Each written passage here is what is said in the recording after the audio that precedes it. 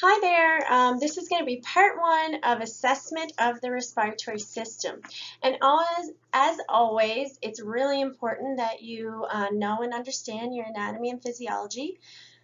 So please review that content. And as we think about assessing the respiratory system, we got to remember the primary function of the respiratory system is to exchange carbon dioxide and oxygen via respirations, as well as to maintain an acid-base balance. So there are some landmarks that you will be expected to know. You need to know these landmarks so that you can understand and locate the underlying structures and be able to describe these locations of your findings. So when you're documenting, you need to be able to use these terms over here on the left in your documentation so that you're clear about your findings. So you should know where the angle of Louis is. You should know where the xiphoid process is at the bottom of the sternum here. You should know where the mid-clavicular line is, which we've already learned prior to this class, so straight down the middle of the clavicle, down the nipple line. It's an imaginary line through the middle of the clavicle. You should know where the costal angle is. So that's your right and left costal margins and how they meet. And they usually form a 90-degree angle. So that's between here. Costal means ribs. So it's the margins between your ribs. Angle of Louis is the angle on the manubriosternal area, and it's continuous with the second rib. So it's right here, and you can see angle of Louis is over here. So it's important that you take the time to understand some of these landmarks. This is just a picture I made, and it just again points out what the costal angle means. So it's this space between the ribs, the right and left costal margins meeting, and they normally will form about a 90-degree angle or less. Okay, so this space between here is around 90 degrees or less. If someone has a greater than 90-degree angle, costal angle, that is abnormal and would indicate hyperinflation. Okay. So some more landmarks to know is your axillary lines. So this is your lateral thorax, and when you hear abnormal breath sound or decreased air entry, you need to be able to use these terms to describe that in your charting. So when we talk about the anterior axillary line, so the axillary line meaning the axilla, the armpit area, the anterior axillary line is this first line here up front, and it is close to the front of the thorax. So your anterior axillary line runs through here, and it's close to the front of the thorax. Your mid axillary line is right in the middle of the axillary area, so it's between the anterior line and the posterior line. And then the posterior line would run back here, and it's closer to the back and the posterior axillary fold. And these are all in your book. So landmarks of the posterior thorax that you should be aware of is C7 is this prominent vertebrae up here. It's almost always palpable, and it's a good landmark for whenever you're counting spinal processes. Your scapular line is vertical line inferior angle tip of the scapula, and your vertebrae line is this imaginary line that runs down the middle of your back, and your spinous processes. So moving on to the health history, as with all assessments, we always start with the present health status unless there's an immediate concern, and in that case you always go with your problem-based history if there's an immediate concern for the safety of your client. But otherwise, you'll start with the present health status, and the first thing you're going to ask is, do you have any chronic illnesses? The things you're thinking about with a respiratory system is like illnesses that affect the respiratory system, so things like asthma, COPD, chronic obstructive pulmonary disease, heart disease, pulmonary edema, cystic fibrosis, things like that. The next question that you always need to ask in your present health status is, do you have any allergies? And we are particularly interested in their environmental allergies too, because that can cause a lot of respiratory issues. And we want to know if their allergies are mild, moderate, severe, and also if they're anaphylactic to anything.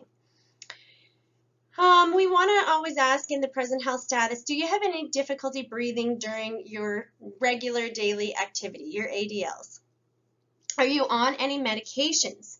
We're particularly interested in steroids, respiratory medications like Singulair, any aerosols they're on or puffers. How do they use them? How often do they use them? Why do they use them? When do they use them? Those kinds of questions. Moving on, we want to know if they use oxygen at home. If so, how often, how much, and you really want to kind of dive into their respiratory status presently. This is just a picture here of some respiratory medications that the Lung Association published, and it's not even totally current, but I'm just trying to give you the idea of there are a lot of respiratory medications out there. There's short-acting medications, there's inhaled steroids, there's long-acting combination. So as you get more experience, there is a complex amount of respiratory medications that a patient may have in their health history. Moving on to their past health history, you want to know, have you ever had any problems with your lungs or breathing? If yes, describe. Maybe they'll tell you they've had a lot of respiratory infections. Maybe they'll say, I get bronchitis 3 times every year and I have to go on puffers and antibiotics. That is important to know. That is a signal that they could develop COPD in the future. Maybe they have asthma. That's really important to know. Perhaps they have had pneumonia in the past and there could be damage.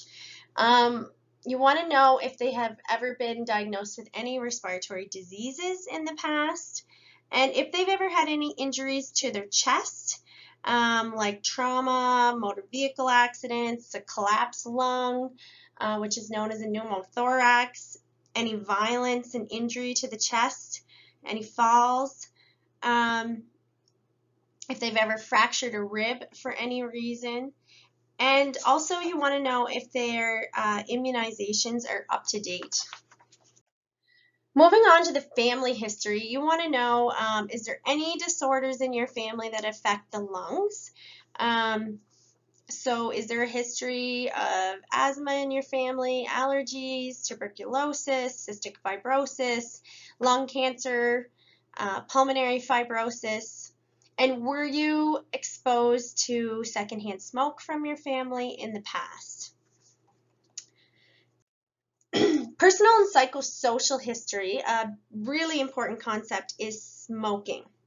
So we want to know what do they smoke or did they smoke, whether it's a present problem or a past problem, and how much do they smoke.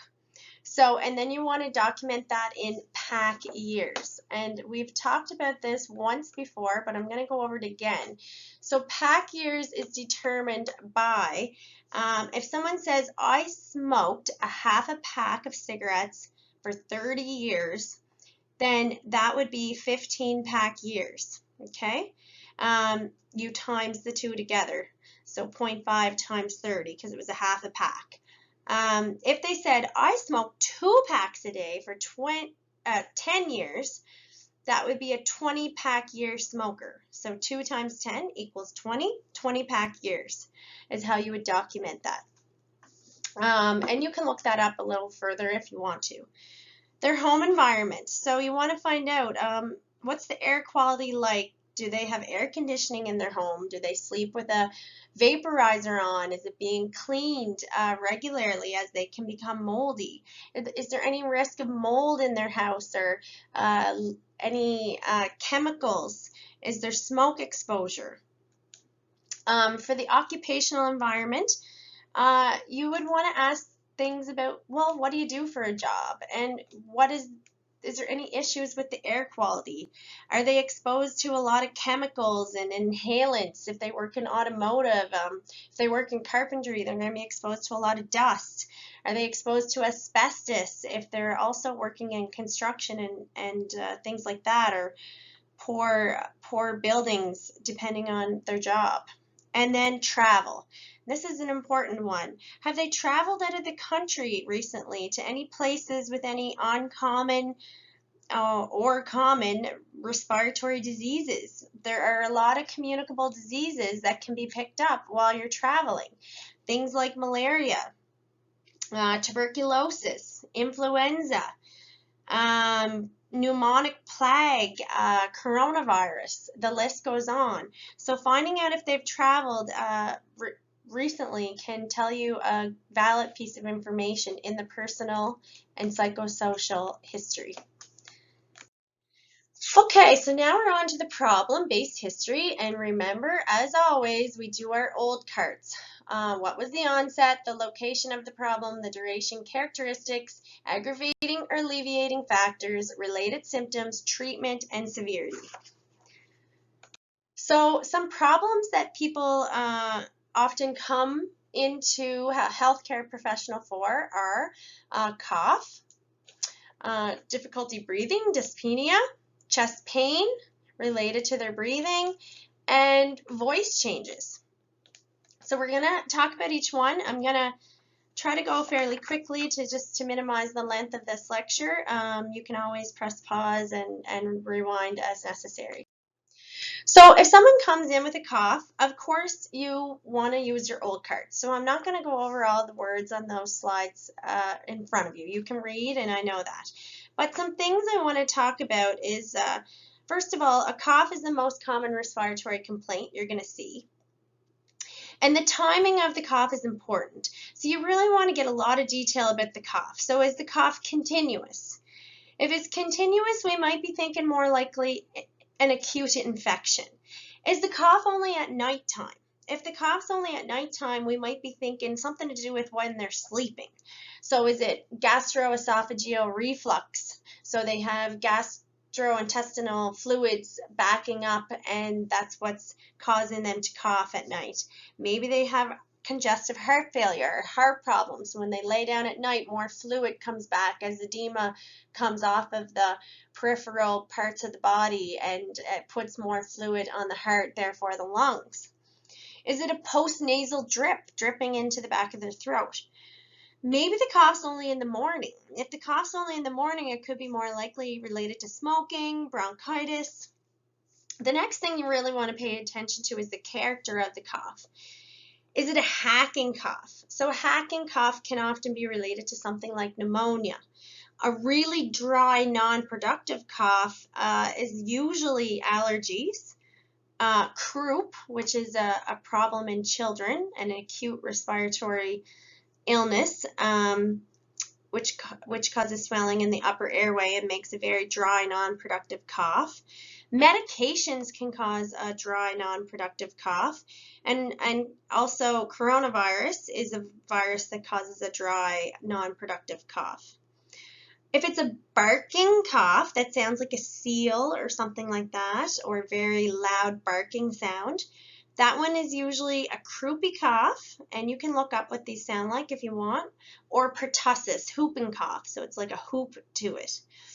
And if it's a congested cough, where they're bringing up lots of stuff, it could be a bronchiolitis, inflammation of the bronchioles, pneumonia, and something that's going to produce a lot of mucus. Some other things to ask about the cough is if they have any allergies and what the air quality is like, if they're bringing up any blood. If they're bringing up blood in the cough, that's concerning. One, it could be a sign of cancer. Two, it could be a sign of tuberculosis. But on the less concerning side, it also could just be an injury. So maybe they're coughing so much that they burst a little blood vessel. I've done that myself in the past when I've had a really bad cough, and that's not so concerning. A pink frothy mucus that's coming up, pink and frothy, is a very bad sign. It usually indicates pulmonary edema. If they're bringing up a sputum that's a clear white, it's probably a viral problem. If they're bringing up a lot of really bright green and yellow, we're thinking more of a bacterial problem. And then you want to know if they're trying anything to help it. And you want to ask them and probe them. Are you using cough syrup? Are you taking anything over the counter? Any herbal remedies? Any medications? Anything you've tried?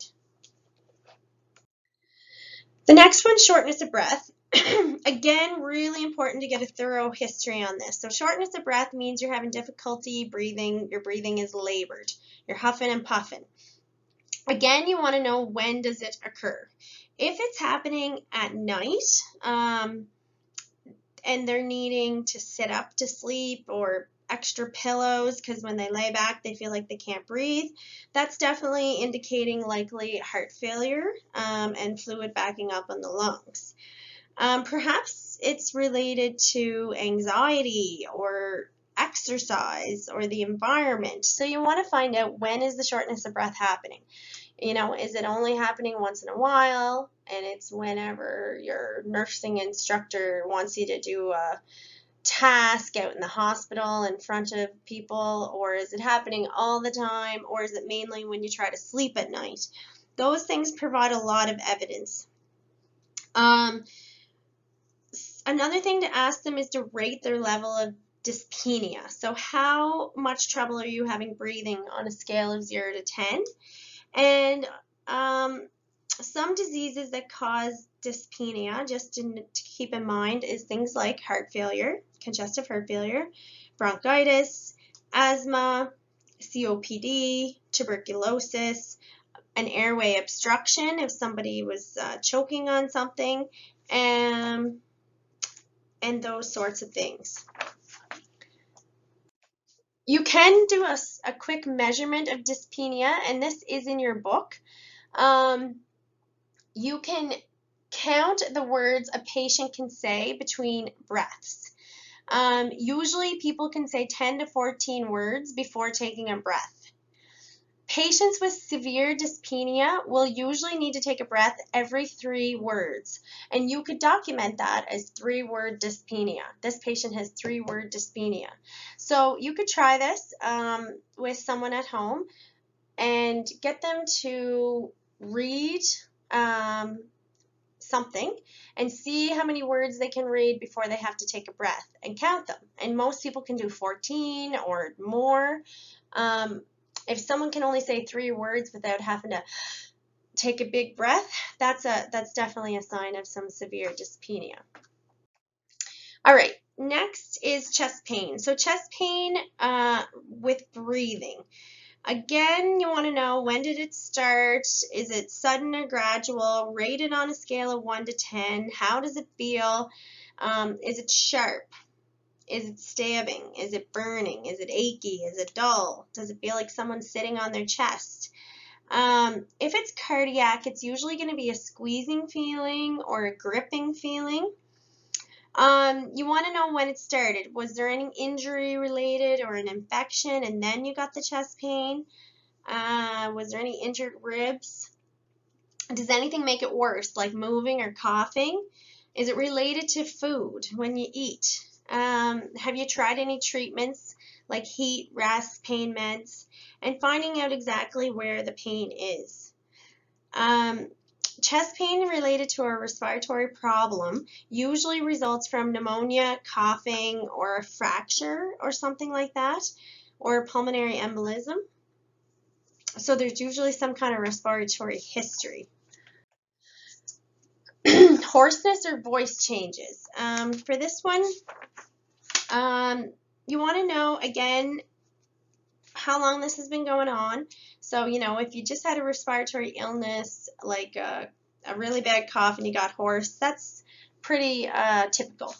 Maybe, though, it's only happening when you wake up in the morning and then it gets better throughout the day. Perhaps it's related to reflux, and it's that acid coming back up the esophagus at night and affecting your voice box. That happened to me. I had no voice for months, and the doctor put me on a stomach medication to decrease the acid in my stomach for reflux, and my voice went back to normal, and that was the treatment. And I thought it was a respiratory issue, but lo and behold, it was a gastrointestinal treatment. So you want to see if there's anything associated with it, if they've tried any treatments and things like that. Okay, we're going to move on to the physical exam, and you're going to use all three techniques in the respiratory system. You will use your very important technique of inspection, secondly, palpation, and thirdly, auscultation. So with inspection, the first thing you're going to do is inspect for general appearance. First impressions are so important. You want to look at them. Their posture should be sitting upright, erect, and relaxed. As you can see in this picture, this young lady is not looking that way. So she's in the tripod position, this leaning forward. It's an abnormal position that aids in expiration. And then when you're looking at the breathing effort, normally breathing should be quiet, effortless, and at an appropriate rate. So when you're inspecting respirations, you are going to measure the respiratory rate. So that's each inhale and exhale. And normally you need to count for 1 full minute. Okay, so 1 minute. And normally adults are between 12 to 20. A normal respiratory rate is 12 to 20. It should be quiet and effortless. Children, infants, and men tend to be abdominal breathers, so you'll see a lot of diaphragmatic breathing, so their abdomen will move a lot with their breaths. Women are very much thoracic chest breathers. The pattern of breathing should be nice and smooth with even depth inward and outward. The chest expansion should be symmetrical, and the ratio of inspiration to expiration is about 1 to 2. So expiration lasts twice as long as inspiration. So some patterns of breathing. This is a normal pattern of breathing, so you can see that all of these inspirations and expirations are fairly equal here, okay, at a good rate. That's a 12 to 20 per minute in the normal up here. Bradypnea means a slow rate, and they would have about less than 12 breaths, and you can see that there's normal depth, but there is a slower rate. Tachypnea means a fast respiratory rate, so it means more than 20 per minute.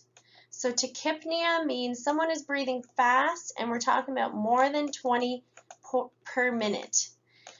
Hyperventilation is a fast, and you guys all know that when someone's hyperventilating, they're breathing fast, and they're also breathing deep, okay? So when someone's having a panic attack, they may be hyperventilating, and you know what that looks like. They're going to be breathing really fast and really deep.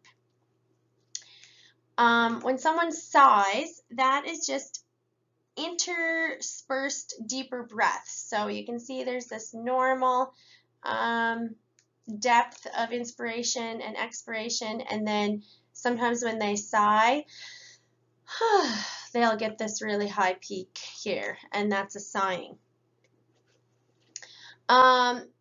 This one here, and I honestly do not know how to pronounce it, and I apologize. I like to call it Chinese Stokes, but it's probably supposed to be said another way.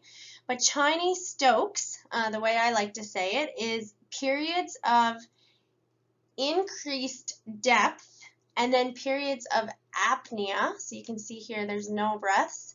And this is often a breathing pattern associated with death and dying, as well as head injuries or brain damage, brain injuries. So often when people are dying, they start to develop this breathing pattern. So they'll have a bit of a normal rate, and then they will start to have these deep breaths, and then they'll stop breathing, and then a little bit of breathing, and then deep breathing, and so forth. Cusmal respirations are rapid, deep, and labored. So as you can see here, this is extremely fast breathing. Okay, it's the fastest one of all. It's just up and down, and these are very deep, deep, deep. This one, often people that are in DKA, which is a diabetic ketoacidosis, will develop this type of breathing pattern as they're trying to breathe off the extra CO2, which is a bit of a complicated process, and I understand if you don't get that at this point, but a cusmal breathing pattern is often related to diabetics in DKA or someone who's in renal failure with an acid-base balance problem. BIOTS is an irregular breathing pattern that has apnea. So these are apneas right here where there's no breaths. And it has short, shallow, disorganized breaths with pauses. So they're very shallow breaths, and then there's pauses. And this is often seen in head injuries and meningitis. And then the last one is ataxic. And if you look up the word ataxia, we use it in a few different classes. It means significantly disorganized. And this is a breathing pattern that is significantly disorganized with very irregular pattern. There's no rhyme or reason to it. And this is usually associated with lesions in the brain. Okay, so now we are on to inspection of the chest wall, and we want to assess the anterior and posterior thorax. It should be symmetrical. We're looking to see if the chest is rising and falling equally. We're looking at muscle development, and it should be equal bilaterally. We're looking for retractions, okay, so that's that drawing in of the skin inwards because of difficulty breathing. And we're looking at diameter ratios. So the AP diameter, that means anterior posterior diameter. So your AP diameter of the chest should be approximately half the lateral, okay? And that's what that says here. So your AP diameter of the chest should be equal to about half of the lateral. So there should be a 1:2 ratio when you're comparing the lateral diameter to the AP diameter. And you can see that by looking visually or also by palpating or even measuring with a measuring tape. And I do have some pictures to explain what I'm talking about coming up. So as you can see here, this is the normal angulation of ribs. So like I told you earlier, about a 90-degree angle here is what's expected. And the anterior posterior diameter should be half of the lateral diameter. And I have another picture coming up to show you what that means. So this is your anterior posterior diameter this way. Okay, I should use a different color so you can see that better. Anterior posterior is going front to back, and that should be half of the lateral. So whenever we go across the chest, it should be that from front to back should be half of what it is from the lateral part of the chest.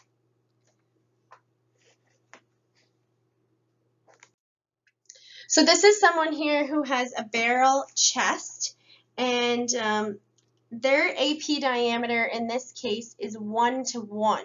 So this man's chest is very thick, going from A to P, anterior to posterior.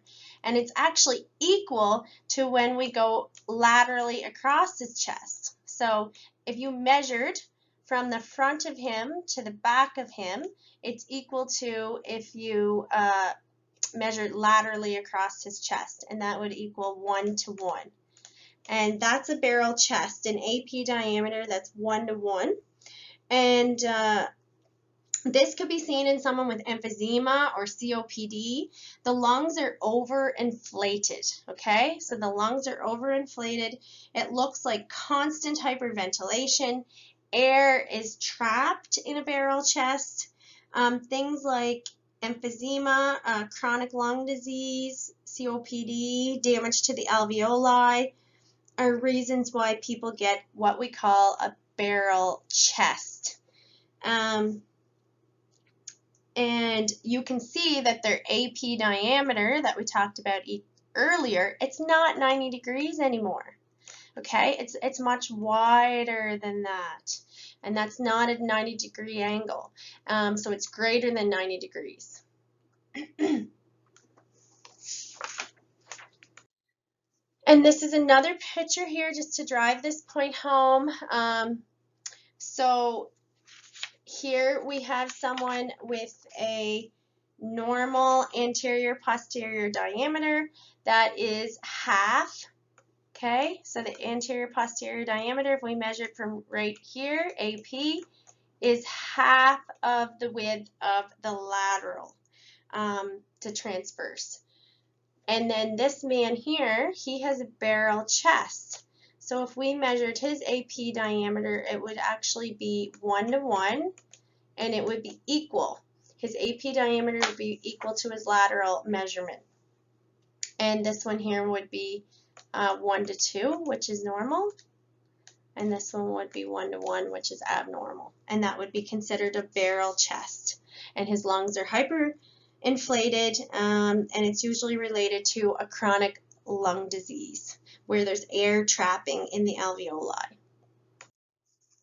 Okay, so we're going to physically inspect the nail, skin, and lips. So we're going to look at the color of the patient. There should be no cyanosis or paleness. There should be appropriate skin color for race. It should be consistent.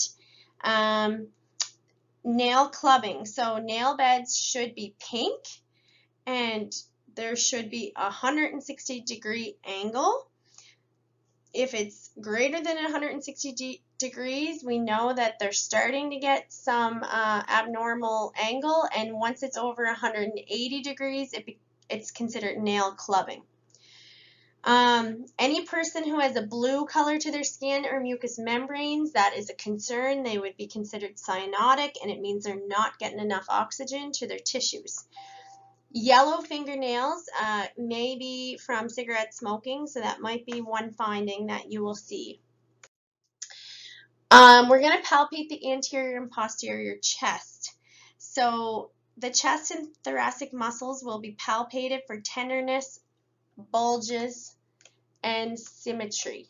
So you'll take your hands and lightly press all over the anterior, so the front, and posterior, the back of the chest.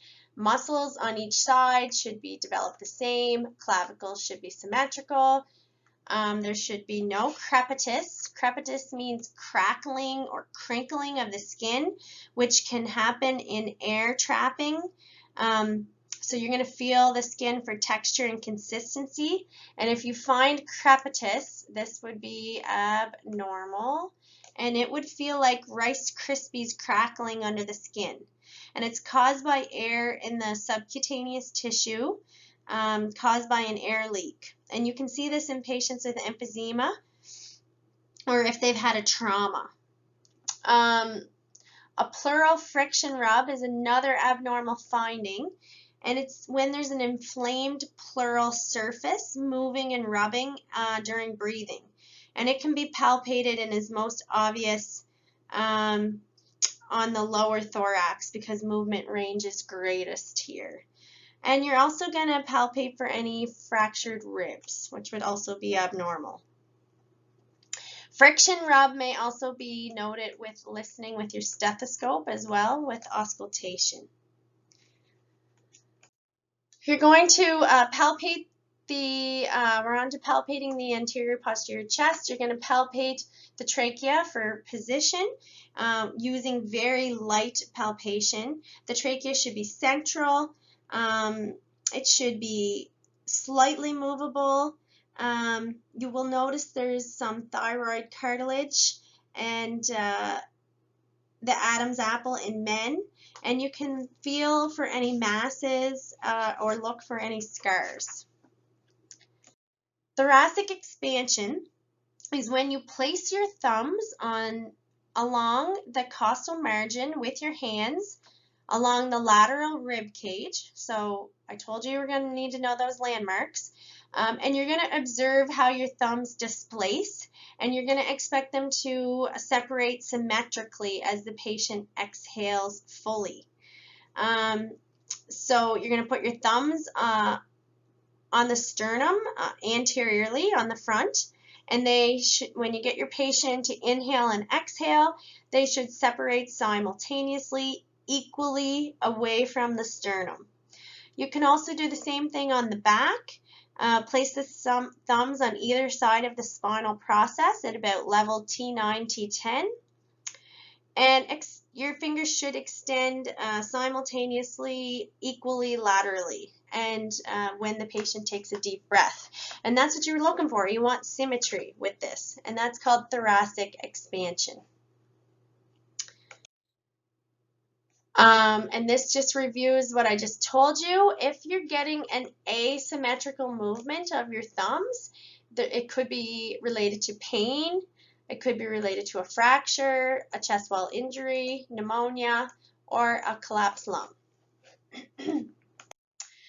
Okay, then we're going to palpate the chest for vocal tactile phremitis. So vocal tactile phremitis is vibrations during low frequency vocalization. So what you're going to do is place your hands on the patient's either chest, interior chest, or on the back, and this is in your textbook. And you're going to go down from top to bottom, and you're going to use ask the patient to read, just say 99, 99, 99 over and over again. And you're going to use either your palms or your ulnar of your hand. You're not allowed to use your fingers. And you're going to move top to bottom, feeling for vibrations. What you should feel is normal, equal, palpable vibrations resulting from speech. Okay, so normal, equal vibrations from speech should be felt on your ulnar or your palm of your hands as you move down. If the vibrations are stronger on one side than the other, that means there is lung tissue that's consolidated. So that means there's conditions that have a mass or fluid in that lung. So if there is vibrations that are stronger on one side than the other, that means that there is something causing consolidation, like masses, like a tumor or fluid or pneumonia. If the vibrations are decreased, it could be because of someone that's very obese or someone who has barrel chest from emphysema and they have hyperinflation of their lungs. Okay, so for vocal tactile phrenitis, this just repeats what I already said. You can get them to say 99, 99, 99, 99, and you move your palms of your hands down, or you can use the ulnar part. And then you can do the same on the back. It should be equal bilaterally, and that just goes over everything I just said. So I'm going to keep going. If you get an abnormal finding with that test, then you have 3 more techniques you can use to kind of see what might be going on with this patient. So if you do your tactile phrenitis test where you get them to say 99 and move your palms of your hands down and the vibrations are not equal, you can move on to the bronchophony test, the whispered pectoralory test, pectoraliloquy test, and or egophony test.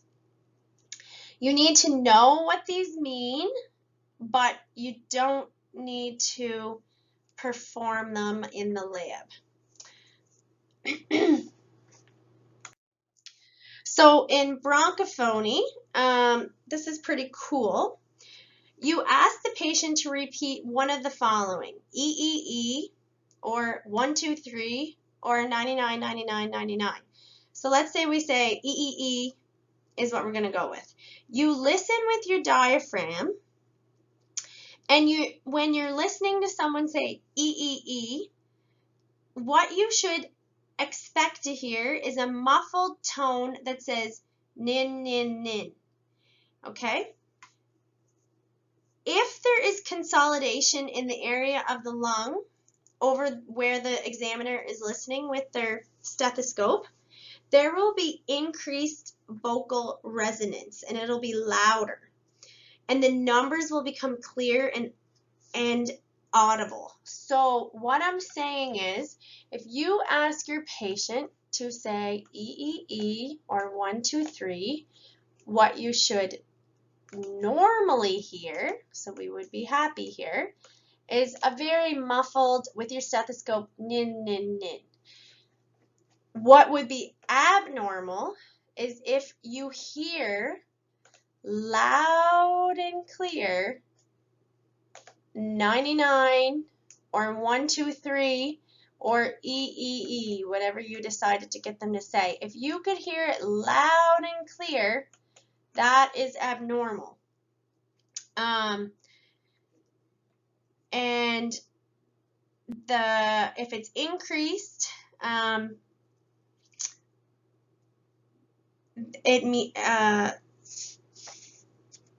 that means there's consolidation in the area over which you're hearing that. So if just in one spot on the lungs you're hearing that nice, clear, audible, loud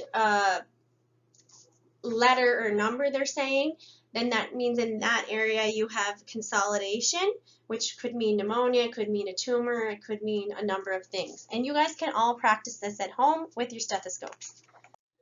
All right, whispered pectoraliloquy.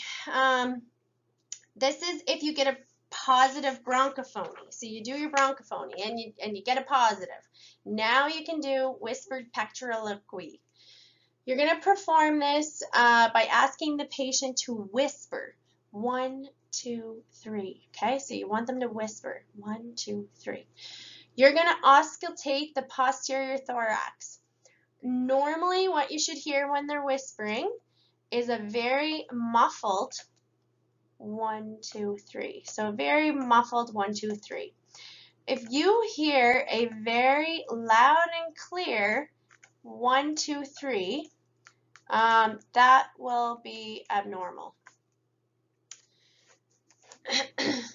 And the next test is egophony, and this test is used to confirm suspected consolidation. It evaluates the intensity of spoken voice, and you ask the patient to repeat E. Okay, so E. You're going to auscultate the posterior thorax, and And what you expect to hear is a very muffled E. If you hear a very clear A, that would be abnormal. So often heard in someone who has a pleural effusion, so fluid in the pleural space that surrounds the lung. And this can like pinpoint right where that is by doing this test, okay? So this is the third special test you could do to try to pinpoint where this problem area is in somebody's lung. So you start with the hand palpations of your vibrations, and which is called vocal tactile firmitis. If you get an abnormal vibration on one hand in one spot or one side, you move on to your bronchophony. If you get an abnormal there, you can move on to whispered pectoraliqui. And if you get an abnormal there, you can move on to this third test of egophony. And it's pretty cool. Okay, now we're on to auscultating the chest. Posterior and anterior and lateral. So your landmarks for chest auscultation, we always compare one side to the other.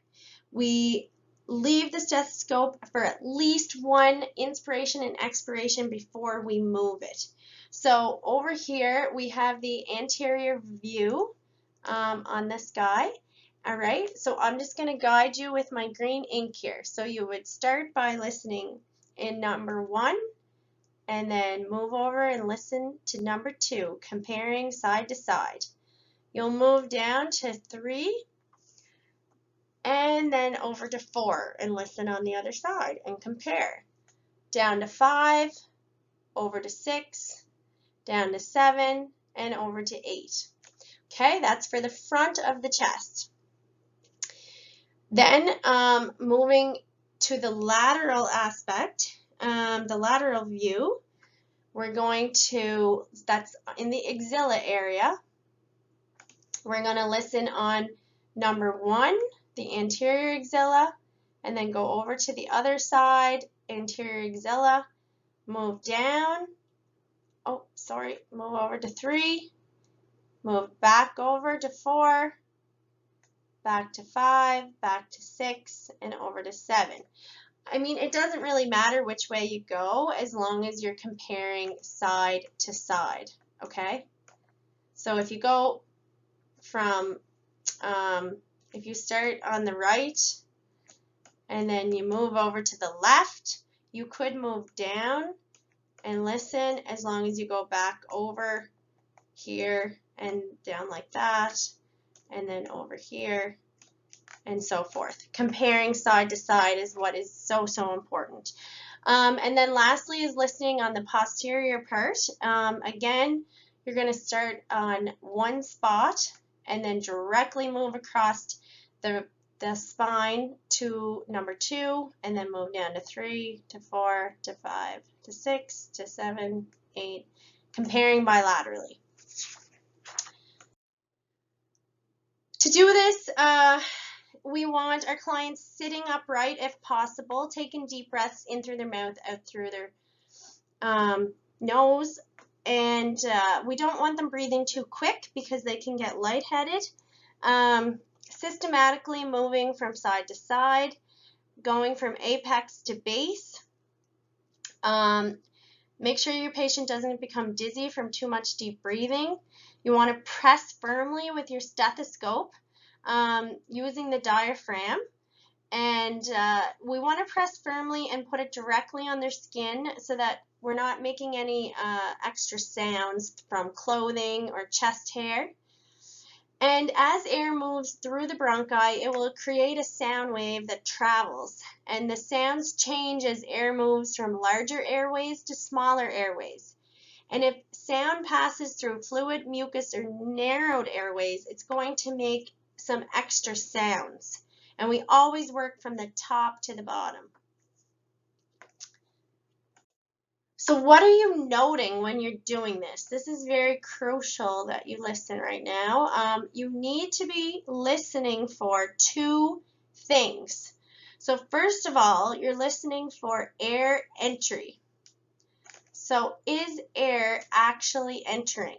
That is really important that you're asking yourself that. The breath sounds should be clear, and you should be hearing air moving in and out. Is the air entry normal? Is the air entry increased, like in someone that's like hyperventilating? Or is the air entry decreased, which would be abnormal? So if you have someone having an asthma attack with severe inflammation, you may hear clear, good air entry in the upper lobes, but once you move down to the lower lobes of the lungs, you're hearing very little air getting in and out. And that would be considered decreased air entry. And it's really important that you ask yourself, number one, am I even hearing air moving? Because some people think someone's chest is clear when they actually have very poor air entry. And then the second thing you're listening for is breath sounds. So breath sounds, are they normal or are they abnormal? Okay, so if a patient has an abnormal breath sound, you can ask them, if they're able to cough and listen again and see if it changed. And again, if you hear an abnormal breath sound or poor air entry, you're always checking to the other side to see if it's in both spots or not. You're going to hear three types of normal breath sounds, and you're going to hear them in certain areas. So the first type of breath sound that's normal is called vesicular, and you need to know these and you need to know where they are. So vesicular breath sounds are heard over the lung fields. They're low pitched, they're a soft sound, and inspiration is going to last longer than expiration. And vesicular breath sounds are the pink areas on this set of lungs. Okay, so the second type of breath sounds are bronchovesicular. And bronchovesicular breath sounds are heard over the major bronchi. So in this diagram, bronchovesicular are yellow. So see this yellow area right here? These are your bronchovesicular breath sounds. So these are heard over the major bronchi right around the sternal border. And you guys know where the sternum is. They're moderate pitch and loudness, and inspiration and expiration are equal in this area. The third breath sound you're going to hear, and it's in blue, is bronchial. And the bronchial breath sounds are heard over the trachea. And you guys know where the trachea and larynx are. And these sounds are high-pitched, they're loud. Inspiration will be shorter than expiration. And the blue section up here is where you hear these bronchial sounds. And you actually can't hear them on the back, only on the front. Okay, and then your vesicular, I don't have any pink, so I'm going to grab some purple. The vesicular breath sounds are kind of heard everywhere else. So that's the main breath sound you're going to hear, unless you're right around this bronchial area or you're up in the tracheal area.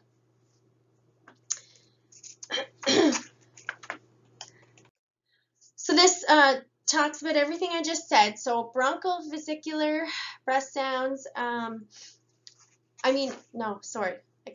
vesicular breath sounds are the pink area in this diagram.